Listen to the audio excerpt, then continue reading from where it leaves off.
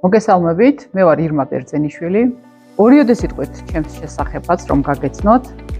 მაქვს დაგროვილი 20 წლიანი გამოცდილება სხვადასხვა ინდუსტრიებში და სხვადასხვა მიმართულებებში მუშაობის. მათ შორის საქართველოში პირველად lean management-ის დანერგვით პროექტებში ვიყავი ჩართული. გავაკეთეთ არაერთი წარმატებული პროექტი, მათ შორის საერთაშორისო ცნობილი მაკინზის საკონსულტაციო კომპანიასთან ერთად.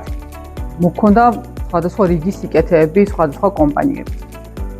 როგორც იყო მაგალითად გაყიდვების გაზრდა, პროდუქტიულობის გაზრდა, ეფექტურობის გაზრდა, რიგების შემცირება, პროცესების დაჩქარება.